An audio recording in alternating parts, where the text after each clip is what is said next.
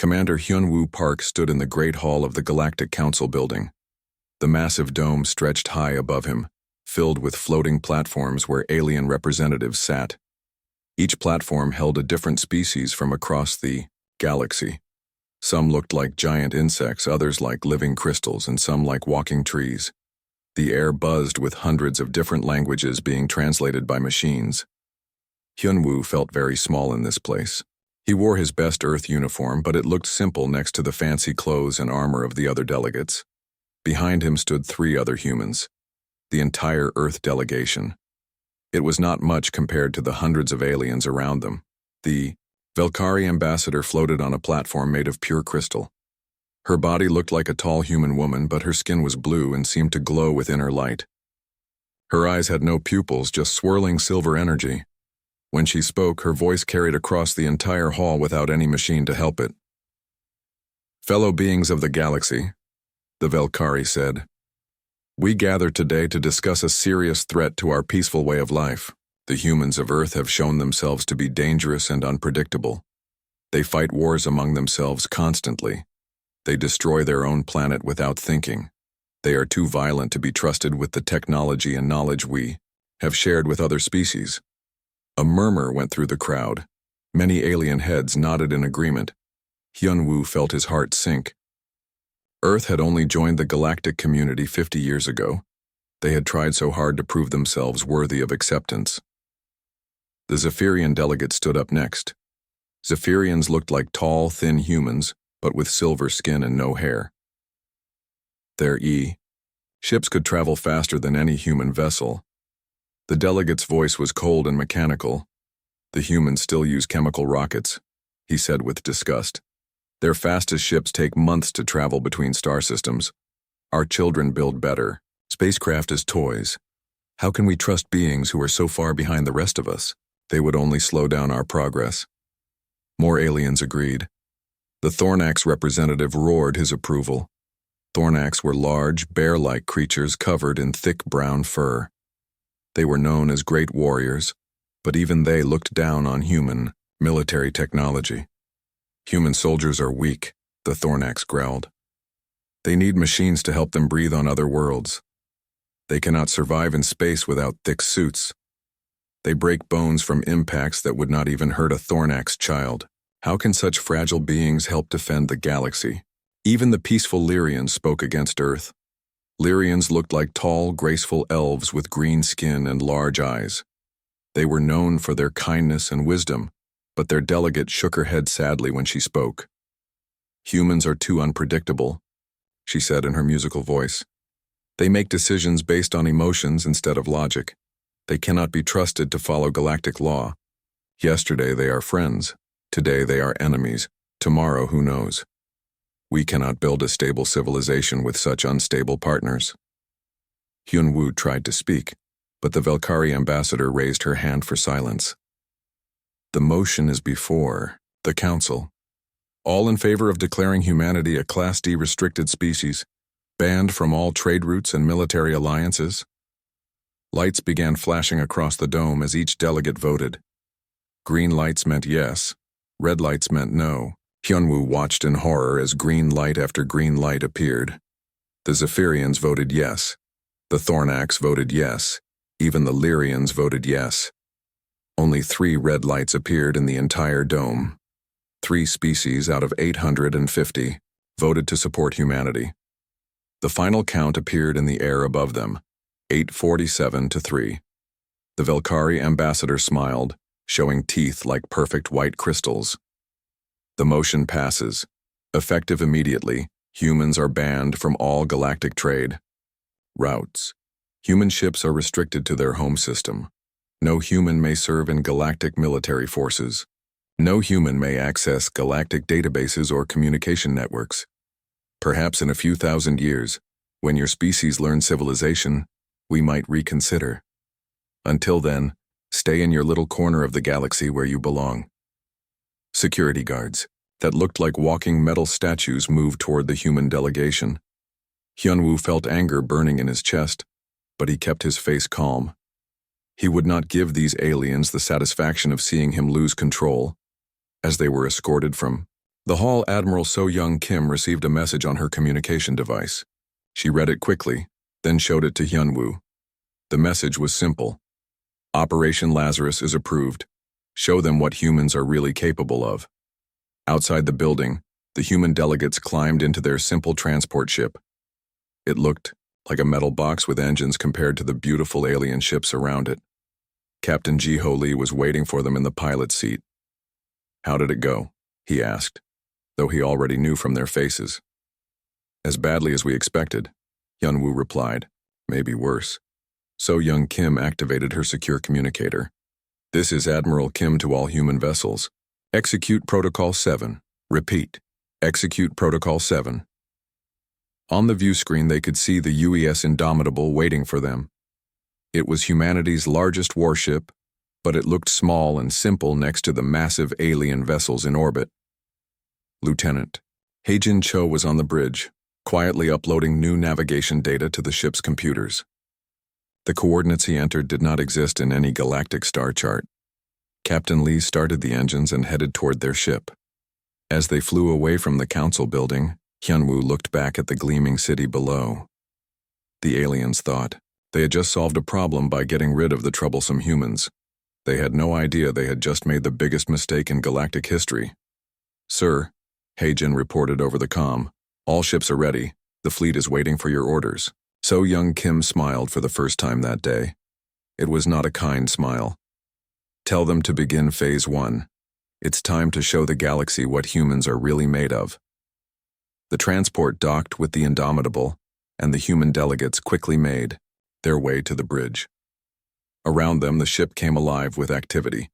Officers moved quickly between stations, checking systems and preparing for departure. The main screen showed dozens of human ships moving into formation. But these were not the only human ships in space. Hidden throughout the galaxy, in places the aliens did not know existed, thousands more ships were receiving the same orders. Ships built in secret shipyards using technology the galactic community had never seen. Ships crewed by humans who had been waiting 50 years for this day. The aliens had made their choice. They had decided that humans were too weak, too primitive, too dangerous to be part of their perfect galactic civilization. Soon they would learn the truth about humanity. Soon they would understand why the oldest rule in the galaxy was simple and clear. Do not underestimate the humans. The Indomitable's engines powered up, and the ship jumped to hyperspace, disappearing into the darkness between the stars. Behind them, the aliens celebrated their victory, completely unaware that they had just awakened something that had been sleeping for far too long. 3 months had passed since the Galactic Council voted to ban humanity from civilized space. The aliens thought they had solved their human problem. They were very wrong. Intelligence analyst Mina Seo stared at her computer screen in the Galactic Security Headquarters. The data made no sense. In the past week, 12 Velkari patrol ships had simply vanished. No distress calls, no wreckage, no survivors. The ships were there one moment, gone the next. "This is impossible," Mina muttered, rubbing her tired eyes. She had been working for 18 hours straight, trying to find a pattern in the disappearances. The Velkari ships were some of the most advanced in the galaxy. Their crystal hulls could withstand almost any weapon. Their shields could stop asteroid impacts. What could make them disappear without a trace? Her supervisor, a tall Zephyrian named Vel 9, glided over to her desk. His silver skin reflected the light from the computer screens. "Any progress on the missing ships?" "None," Mina admitted. "It's like they were erased from existence, but that's not all. We're getting similar reports from Thornax Space. 3 of their military bases on the Outer Rim have gone silent, and Zephyrian trade convoys are reporting attacks by unknown ships." Vel 9's face showed no emotion, but Mina could tell he was worried. "What kind of ships?" "That's just it. Nobody sees them coming. The few survivors describe vessels that appear from nowhere, disable the target ships without destroying them, then vanish again. The technology doesn't match anything in our databases." On the other side of the galaxy, Dr. Tae-Hyun Yoon was making a discovery that would shock the entire galactic community. He was a human xenobiologist who had been studying on Velkari Prime before the ban. When the vote happened, he had been trapped on the planet. The Velkari allowed him to continue his research, but only because they thought one human scientist was harmless. They were wrong about that too. Tae-hyun had access to the deep archives beneath the Velkari capital city. These ancient databases contained information going back millions of years. Most researchers ignored the oldest files, thinking they were just myths and legends. But Tae-hyun was looking for something specific. Computer, search for any references to species resembling human physiology, he commanded in the empty archive chamber. The holographic display filled with search results. Most were recent entries about humanity joining the galactic community. But buried deep in the ancient files, Tae-hyun found something incredible. References to a species called the Watchers. The description made his heart race. Bipedal creatures with 5-fingered hands, average height between 5 and 7 feet. Dense bone structure, high tolerance for radiation, extremely aggressive when threatened but capable of great compassion. The physical description matched humans perfectly. But according to the files, the Watchers had ruled the galaxy over 2 million years ago. They had possessed technology that made current galactic civilizations look primitive. Then they had simply vanished, leaving behind empty worlds and silent cities. This can't be right, Tae-hyun whispered. But he kept reading. The more he learned, the more certain he became. Humans were not newcomers to the galaxy. They were its ancient masters, returned from some long exile. Meanwhile, on Earth, Director Eun Ji-han stood in a room that did not officially exist. The Colonial Development Initiative was supposedly a small organization that managed humanity's few dozen colonies. The reality was very different. How many assets do we have in position? She asked her deputy, Fleet Admiral Dong-hyun Choi. Dong-hyun activated a holographic display that filled the entire room. It showed a 3-dimensional map of the galaxy, but instead of the few dozen human systems the aliens knew about, it showed hundreds of red dots scattered throughout space. 237 systems under human control, Dong-hyun reported. Over 3,000 ships of various classes, approximately 50 million colonists. The aliens think we have a few 100,000 people in space. They have no idea we've been preparing for this day for over a century. Yoon-ji nodded grimly. And they think our technology is primitive. The stealth systems are working perfectly. Our ships can appear and disappear at will. The phase shift drives let us move through dimensions the aliens don't even know exist. And the neural interface technology means our crews can react faster than any organic being. A younger officer approached them. Commander Kyung-ho Bae was one of humanity's top strategic analysts. Ma'am, Phase 1 is complete. We've successfully eliminated or captured over 60 enemy vessels without revealing our true capabilities. The aliens are confused and scared, but they still don't know. We're responsible. Excellent, Yoon-ji said. Begin Phase 2. It's time to let them know exactly who they're dealing with. Back in galactic space, the attacks were becoming more frequent and more bold. Velkari Admiral Thex Randor stood on the bridge of his flagship, studying reports from across the Empire. His crystalline features showed deep concern. The attacks are coordinated, he told his officers. Whoever is doing this knows our patrol routes, our communication schedules, our weak points. They're hitting us exactly where and when we're most vulnerable. His tactical officer, a younger Velkari named Kethros, pulled up a holographic display. Sir, I've been analyzing the attack patterns. The unknown ships always target military vessels or government facilities. They avoid civilian ships completely, and they never kill unnecessarily. It's like they're following some kind of honor code. Thex Randor's eyes flashed with anger. Honor? They're pirates and terrorists. With respect, sir, I don't think they are. Pirates would steal cargo. Terrorists would kill civilians. These attackers are doing neither. They're surgically removing military assets while causing minimal casualties. It's almost like... He paused, afraid to voice his suspicion. Like what? Like they're following human military doctrine, sir. The old files from the early contact period describe similar tactics used by human forces. The bridge fell silent. The idea that humans could be responsible was ridiculous. Everyone knew humans were primitive. Their ships were slow and clumsy. Their weapons were crude chemical rockets. They barely had a dozen colonies. Impossible, Thexrandor declared. Humans are restricted to their home system. Our sensors would detect any human ship long before it could reach our territory. But even as he spoke, he felt a chill of doubt. What if the intelligence reports were wrong? What if humanity had been hiding their true capabilities all along? On a hidden station in deep space, Captain Yejin Park received new orders from Earth Command. Her ship, the Ghost Protocol, was one of humanity's most advanced stealth destroyers. It could phase between dimensions, making it completely invisible to normal sensors. New target package incoming, her communications officer reported. We're to intercept the Thornax battle group heading for the Kepler sector. Yejin smiled. The Thornax thought their thick armor and powerful weapons made them unstoppable. They were about to learn otherwise. Set course for the intercept point.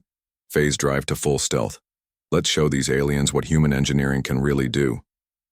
As her ship slipped through folded space toward its target, Yejin thought about the irony of the situation.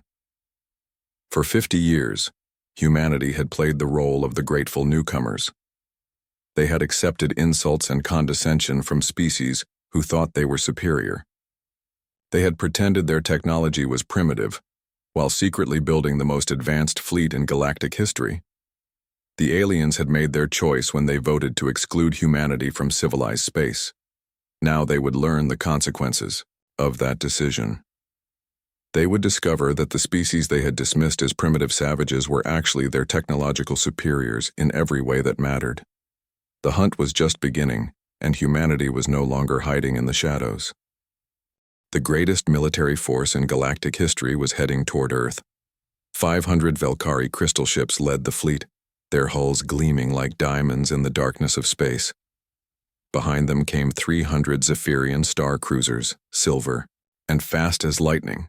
The Thornax contributed 200 heavy battle cruisers, each one capable of destroying a small moon. War strategist Kyung-Ho Bae watched the enemy fleet approach from his command center on Kepler Station. The station was hidden in the shadow of a gas giant, completely invisible to enemy sensors. Around him, dozens of human officers tracked the alien fleet's progress with calm efficiency. They're doing exactly what we predicted they would do, Kyung-Ho said to his aide. The Velkari are leading because they think their crystal hulls make them invincible. The Zephyrians are staying in the middle because they want to use their speed to escape if things go badly.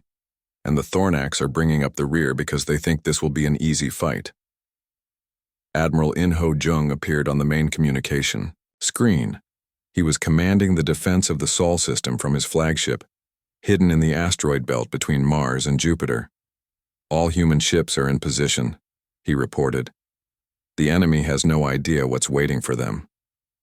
The alien fleet reached the edge of the Sol system and stopped. Admiral Thexrandor, commanding the Velkari forces, was confused. His sensors showed no human ships, no orbital defenses around Earth, no communication signals of any kind. The entire system appeared to be completely empty. Where are they? His tactical officer asked nervously. Maybe they evacuated, suggested another officer. Maybe they knew we were coming and they ran away. Thexrandor was not satisfied with that explanation. Humans were stubborn and prideful. They would not abandon their homeworld without a fight. Spread the fleet out. Search every asteroid, every moon, every piece of debris. They're here somewhere. The massive alien fleet began to spread through the Sol system, searching for the human forces they knew had to be hiding. Their sensors swept space carefully, looking for any sign of ships or weapons. They found nothing. Captain Yejin Park floated, silently in her stealth destroyer, watching the alien ships pass within a few kilometers of her position. The Ghost Protocol was completely invisible, existing in a phase-shifted dimension that alien sensors could not detect. Around her, 50 other human ships waited in the same dimensional shadow. They're so confident, her weapons officer whispered. They have no idea we're here. Stay quiet, Yejin ordered. Wait for the signal. The alien fleet continued its search, growing more frustrated by the minute. Some of the younger officers began to whisper that maybe the humans really had run away. Maybe they were not as dangerous as the intelligence reports claimed. That was when Admiral In Ho Jung decided it was time to introduce them to the reality of human warfare. All ships, he broadcast on the secured human communication channel. Execute Operation Broken Crown. Show them why you should never threaten humanity. 50 human ships decloaked simultaneously throughout the Sol system. They did not appear on sensors gradually like normal ships exiting hyperspace. One moment there was empty space, the next moment human warships were floating beside, behind, and sometimes inside the alien formations. The aliens panicked. Warning alarms sounded on every ship in their fleet. Weapons officers scrambled to lock onto the human vessels, but their targeting systems could not get a solid reading. The human ships seemed to flicker in and out of existence there 1 second, and gone the next. Fire! Fire everything! Thex Randor screamed into his communicator.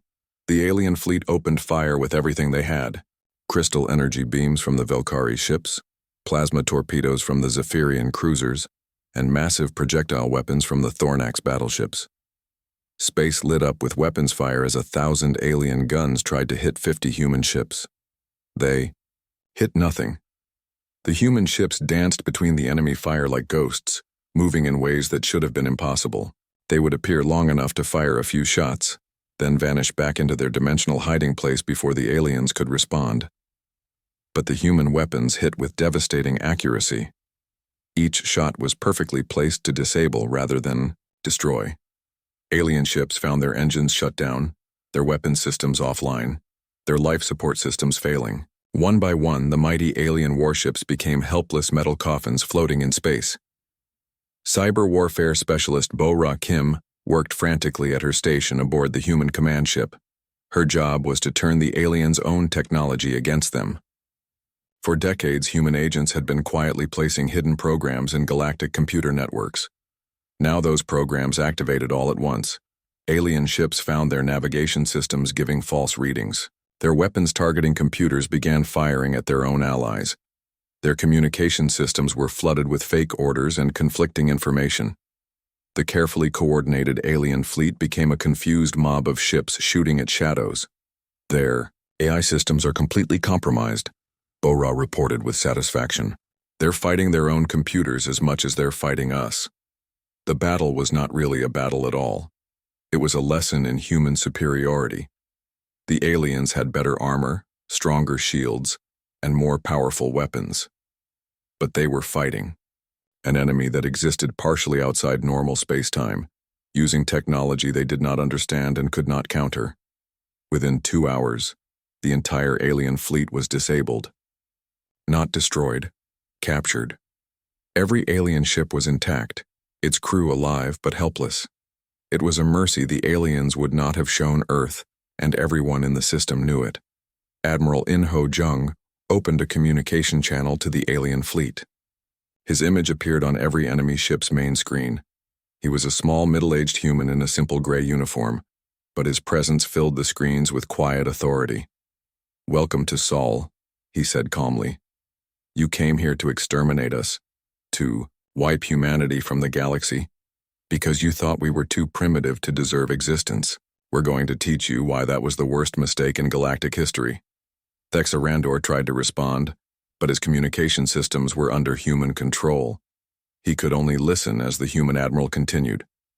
"For 50 years we played the role you wanted us to play, the grateful newcomers, the primitive species that needed your guidance and protection. We accepted your insults. We tolerated your condescension. We let you believe you were superior to us in every way." Jung's image smiled, but it was not a kind expression. "We are not primitive. We are not newcomers.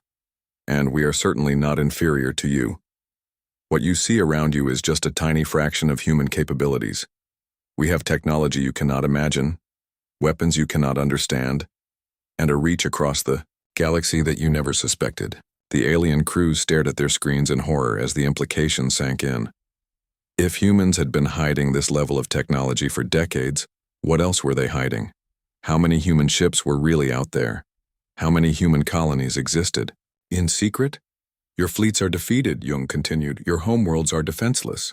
Your entire civilization exists now only because we choose to let it exist. You wanted to exterminate humanity. Instead, we have shown you mercy. Your crews will be returned to your worlds unharmed. Your ships will be repaired and returned to you. But never again will you threaten Earth or any human world." Young leaned forward, and his voice became deadly serious. "You broke the oldest rule in the galaxy. You underestimated the humans. That mistake has cost you everything. Remember this day, remember this lesson, and pray that you never give us reason to show you what human warfare really looks like when we're not holding back." The communication channel closed, leaving the alien crews in stunned silence. Around them, human ships began the process of securing their prisoners and preparing the disabled vessels for transport back to their home systems. The great alien alliance that had come to destroy humanity was returning home as a defeated, humiliated fleet. But this was only the beginning.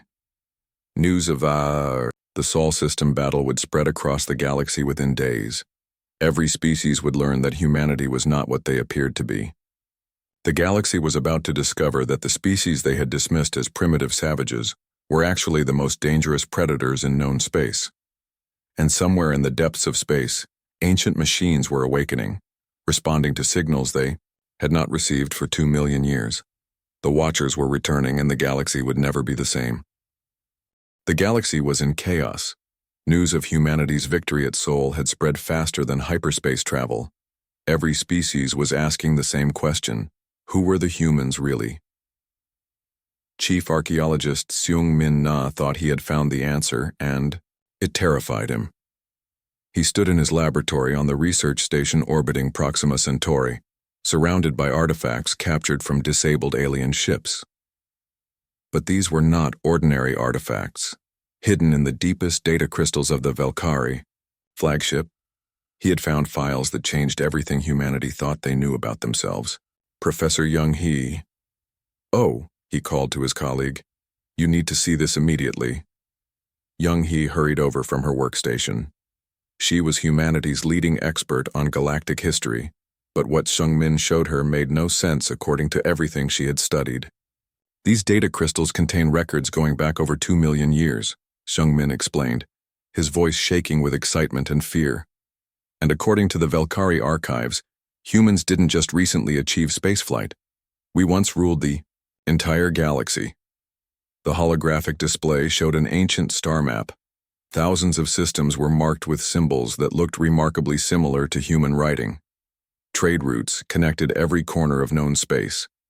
At the center of it all was a single world marked with the ancient human symbol for home. The Valkyrie called them the Watchers, Seung-min continued, a species that appeared from nowhere about 2.5 million years ago. They were described as bipedal, 5-fingered, highly aggressive but capable of great wisdom. They built an empire that spanned the galaxy, using technology that made current civilizations look like children playing with toys. Young-hee studied the records with growing amazement. But what happened to them? Why did they disappear? "They didn't disappear," Seung-min said quietly. "They chose to leave. According to these files, the Watchers fought a terrible war that nearly destroyed all life in the galaxy. After their victory, they voluntarily went into exile. They retreated to a small world on the edge of galactic civilization and went to sleep." The implications hit both scientists at the same time. Young-hee's face went pale. "Earth. They went to Earth and suppressed their own technology. They let themselves forget who they were so that other species could develop without interference." "But why would they do that?" Seung-min wondered aloud. The answer came from an unexpected source, Dr. Tae-hyun Yoon, still trapped on Valkyrie Prime, but now working secretly for human intelligence, had discovered additional files in the deepest archives. Through encrypted communication, he sent his findings to Earth. The war was called the Great Cleansing, he reported from his hidden location. The Watchers fought against something called the Devourers, a species that consumed entire worlds. The war lasted 3,000 years and left most of the galaxy uninhabitable. When it ended, the Watchers realized they had become almost as destructive as their enemies. The ancient files describe the decision that followed. The surviving Watchers chose to exile themselves rather than risk becoming conquerors themselves. They selected a small world with primitive life and decided to start over, suppressing their memories and technology until they were needed again. They programmed deep genetic triggers, Taehyun's message continued. If their descendants were ever truly threatened, if the galaxy ever needed them again, the old knowledge would return. The technology would reawaken. The Watchers would rise again. Ambassador Jinwoo Kang stood before the emergency session of the Galactic Council, holding this evidence. The Great Dome was only half full now. Many species had refused to attend, too afraid of human retaliation to leave their home systems. Members of the Council, Jinwoo began, his voice carrying easily through the vast chamber. We gather today to reveal a truth that will change how you see the galaxy forever. Humanity is not a young species that recently discovered space travel. We are the inheritors of the most ancient civilization in galactic history. The holographic displays around the chamber lit up with images from the Valkyrie archives. Ancient, ruins on dozens of worlds, all bearing architectural patterns that matched human designs. Technology blueprints that were clearly the ancestors of modern galactic innovations. Even the galactic standard language showed roots in ancient human dialects. A Zephyrian delegate stood up, his silver face showing disbelief. This is impossible. Humans are primitive.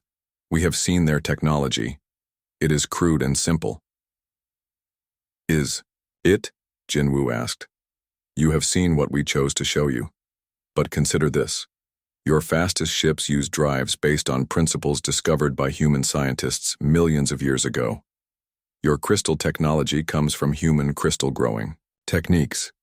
Even this council building follows architectural principles first developed by the Watchers. Minister Su Jin-yu activated another display, showing the true extent of human space. The few dozen systems the aliens knew about were just the visible tip of an enormous iceberg. Thousands of human colonies existed in hidden dimensions, in folded space, in places that normal sensors could not detect. We didn't want to rule again, Jinwoo continued. We watched you grow, guided you subtly when necessary, hoped you would be better than we were. We gave you technology disguised as your own discoveries. We nudged your development in directions that would prevent the kind of war that nearly destroyed the galaxy before. Some of the alien delegates began to understand the enormity of what they were hearing. The Lyrian representative, her green face showing horror, whispered, You were testing us. All this time, you were watching to see if we were worthy. And you failed the test? Jinwoo said sadly. When faced with a species you thought was inferior, you chose exclusion over inclusion. When you believed you held power over others, you chose cruelty over mercy. You have shown us that you have learned nothing from the ancient tragedies. The Thornax delegate, a massive furry creature named Grexitar, roared his anger. You deceived us. You made us look like fools. We hope we wouldn't have to, Jinwoo replied. We hoped you would accept humanity as equals without needing to know our true nature. We were wrong. Professor Young-hee took over the presentation, showing images that made the entire chamber gasp. Cities that existed in folded space, looking like science fiction even to advanced galactic civilizations. Weapons that could manipulate time itself, freezing enemy fleets in temporal bubbles. Ships the size of moons, hidden in dimensions that touched every point in normal space. This is what humanity has been hiding, she explained. Not just advanced technology, but the ability to create life itself. We seeded dozens of barren worlds with carefully designed ecosystems. We guided the evolution of species that would have died out without intervention. We prevented wars that would have wiped out entire civilizations. The revelations continued for hours. Every aspect of galactic civilization showed human influence. The Valkyrie's greatest scientific achievements were based on human research from ancient times. The Zephyrian trade networks followed routes originally mapped by human explorers. Even the galactic calendar was based on cycles first calculated by Watcher astronomers. As the evidence mounted, many alien species began to panic. If humans were truly the Watchers returned, what other powers did they possess? What happened to species that opposed them? The ancient files spoke of entire star systems being moved to new locations, of artificial black holes created to contain threats of weapons that could make stars go nova. Some delegates immediately began broadcasting surrender messages to their home governments. Others, driven by pride and desperation, started making plans for a final desperate war against humanity. But Jin Wu had one more revelation that would decide the galaxy's fate. "The ancient enemy is returning," he announced, and the chamber fell, completely silent. "Our deep space monitors have detected signs of devourer scouts in the outer rim. They consumed galaxies before ours and moved on, but now they are coming back. The galaxy faces a threat that could destroy all life as we know it." He looked around the chamber at the alien faces filled with fear and confusion. "This is why the Watchers awakened, not to conquer you, but to protect you. The question now is simple. Will you accept our protection and guidance, or will you continue to fight us while the real enemy approaches?" The choice would determine whether galactic civilization survived the coming storm, or whether the galaxy would burn as it had 2 million years ago. The Watchers had returned, but they could not save a galaxy that refused to be saved. The ancient war was beginning again, and this time humanity would not hold back. The Second Galactic War began at dawn on a Tuesday and ended before the week was over. Supreme Commander Jae Sung-moon stood on the bridge of the UES Eternal, humanity's flagship that was larger than most space stations. Through the massive viewports, he watched the final Thornax stronghold surrender without firing a shot. The great fortress that had never fallen in 1,000 years simply powered down its weapons and opened its docking bays. "That's the last one," reported Captain Hyo-jin Shin from her position at the tactical console. "All major military installations across 200 star systems have surrendered. Total human casualties, 0. It had not been a war in any traditional sense. It had been a demonstration of power so overwhelming that resistance became pointless. Human fleets had appeared simultaneously above every major world in Velkari, Zephyrian, and Thornax space. Not to destroy, but to make it clear that destruction was an option humanity could choose at any moment. The aliens' most advanced weapons could not even scratch human shield technology. Their fastest ships moved like slugs compared to human vessels that could step outside normal spacetime. Their best strategic minds were outthought by human computers that could predict enemy actions centuries in advance. But the most shocking revelation was not human technology. It was human mercy. Captain Hyo-jin had led the liberation of the Grolek slave colonies in the Outer Rim. The Groleks were a species of small, peaceful farmers who had been enslaved by the Thornax for generations. When human ships appeared in orbit above their work camps, the Groleks expected their new masters to be just as cruel as their old ones. Instead, the humans broke their chains and offered them protection. They provided medical care for the injured, food for the hungry, and ships to carry the Groleks home to worlds they had not seen in decades. Many of the freed slaves wept when they realized that their rescuers wanted nothing in return except their freedom. Similar scenes played out across the galaxy. Human forces freed oppressed populations that the galactic community had ignored for centuries. They stopped wars between minor species that had been raging for generations. They brought aid to worlds that had been devastated by natural disasters, asking for nothing in return. The message was clear. Humanity had the power to destroy any species in the galaxy, but they chose to heal instead of harm. President Dal-hyun-ro addressed the reformed Galactic Council from a location that made every alien delegate feel small and insignificant. The ancient throne room of the Watchers had been discovered beneath Earth's Pacific Ocean, hidden for 2 million years until humanity was ready to reclaim their heritage. The chamber was a marvel that made the most advanced alien technology look primitive. The walls showed real-time images of every inhabited world in the galaxy. Floating holographic displays tracked the movement of every ship, the status of every colony, the health of every ecosystem.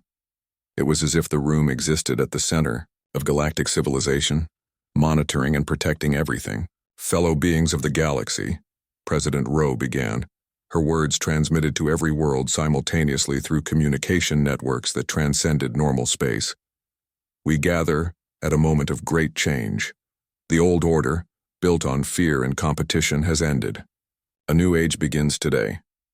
The alien delegates sat in chairs that adjusted automatically to their physiology, in a room where the temperature, atmosphere, and gravity were perfectly calibrated for each species present. Even the simple act of making everyone comfortable demonstrated technology beyond their understanding. "We do not return as conquerors," Dalhyun continued. "We return as guardians, as we were meant to be.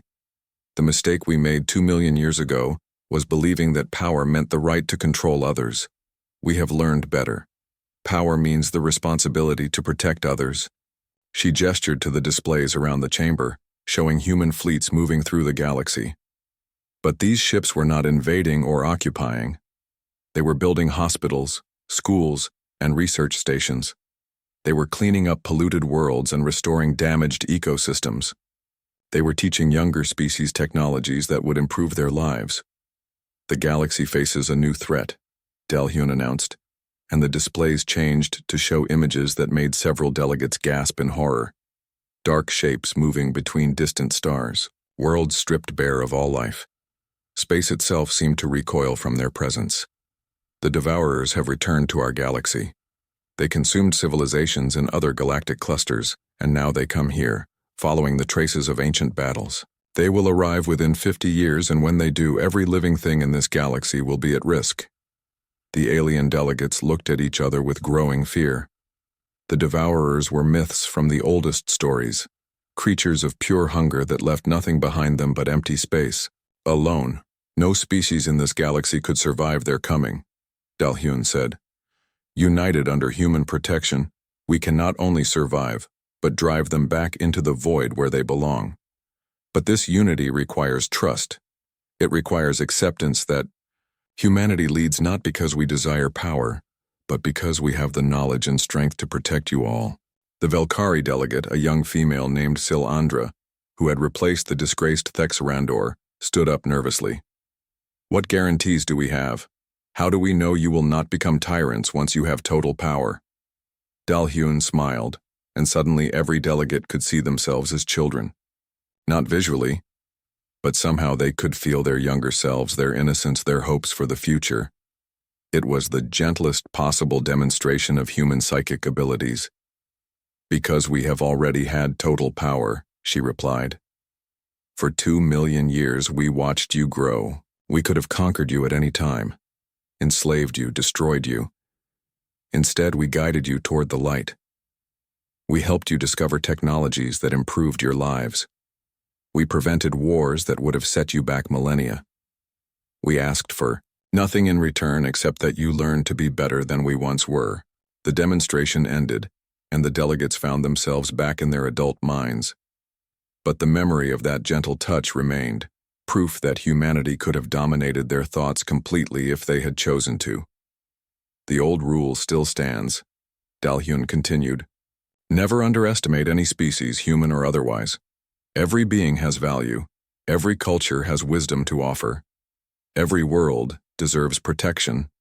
But there is a new rule now, learned from ancient mistakes. Never mistake mercy for weakness. Never assume that those who choose peace are incapable of war." The vote was unanimous. For the first time in galactic history, every species agreed on something. They accepted human leadership not because they were forced to, but because they finally understood what true strength looked like. Captain Minho, John, stood on the bridge of the exploration vessel New Horizons, watching his mixed crew prepare for humanity's first joint mission with alien partners. His tactical officer was Velkari. His engineer was Zephyrian. His medical officer was Thornax. His science team included representatives from a dozen different species. They were heading toward uncharted space beyond the galactic rim, following signals that might indicate new civilizations in need of contact. Behind them, the galaxy was rebuilding under human guidance. Wars were ending. Polluted worlds were being healed. Oppressed peoples were being freed. "Captain," called Engineer Yeyun Park from her station, "we're approaching the target system. Sensors detect artificial structures on the third planet." "Any signs of technology?" Minho asked. "Primitive by our standards, but advanced for a developing species. They appear to be in their early space age." Minho nodded thoughtfully. another young species taking its first steps into the galaxy. In the old days, they would have been conquered or enslaved by the first advanced species to find them. Now they would be protected and guided, helped to grow at their own pace. Think they'll make the same mistakes the others did? Yeyun asked quietly. Minho looked at the tactical displays showing the full extent of human space. Not the few hundred ships the galaxy once knew about, but the millions of vessels that had been hidden for so long. Not dozens of colonies, but thousands of worlds, where humans and their alien partners lived and worked together. The galaxy was vast, and there would always be those who chose conflict over cooperation. There would always be species that tried to dominate others, that believed strength meant the right to oppress the weak. But they would find themselves facing not just humanity, but an entire galactic community united in defense of peace and justice. Some will, he admitted. But they'll learn, just like the others learned. And if they don't, he didn't need to finish the sentence. Everyone on the bridge understood. Humanity had the power to destroy any threat to galactic peace, but they would always choose education over extermination, healing over harm. The New Horizons dropped out of hyperspace near the target world, its sensors extending peaceful greetings in dozens of languages. Below them, a young civilization detected the arrival of their first galactic visitors. Their choice would determine whether they joined the galactic community as partners or faced the consequences of choosing the path of conquest. Either way, they would learn the most important lesson in the galaxy: never underestimate the humans. The Watchers had returned, and they would never again allow the galaxy to fall into darkness. The age of human guardianship had begun.